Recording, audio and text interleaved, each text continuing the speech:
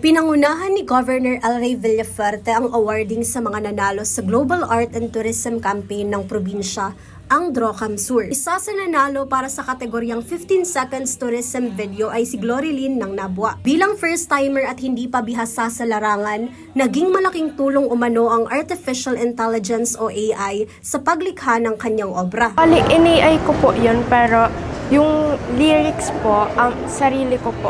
And then, translate ko po sa English. Bali po, para sa akin, mas nagiging madali po kasi yung paggawa ko ng video nung gumamit po ako ng AI.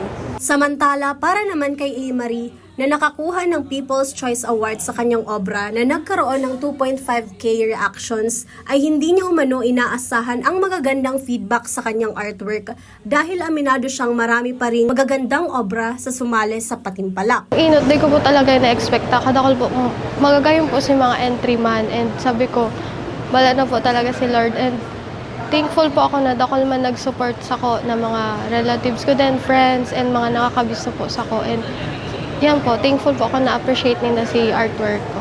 Ayon kay Governor Elray Villafuerte, hindi lang ito basta pagsa-showcase ng obra, kundi makakatulong umano ito sa pagpapalakas pa ng turismo ng Camarines Sur.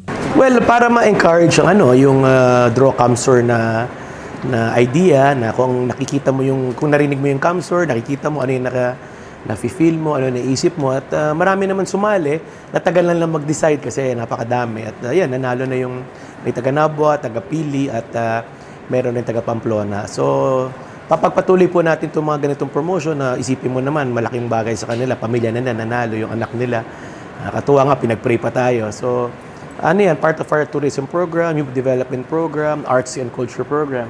Natutuwa naman ang mga aspiring artist na katulad ni Glory Lynn at A-Marie sa suportang binibigay ng probinsya para sa larangan ng sine, kung saan nalilinang ng plataporma at programang ito ang kanilang talento upang mas makilala pa sila sa larangan. Samantala, ang mga nanalo kabilang na si Glory Lynn ay nag-uwi ng cash prize na $2,000 o higit sa 120,000 pesos. Ganun din ang natanggap ni Christian Carloto na nanalo sa visual drawing. $2,000 din ang naiuwi ni Glenn Tiondo na nanalo sa photography category. Habang nakatanggap naman ng $3,000 o 180,000 pesos para sa People's Choice Award si A-Marie. Gagamitin umano nila ito para sa kanilang pag-aaral at upang makatulong sa katulad nilang artist. Save ko po siya para sa education ko po.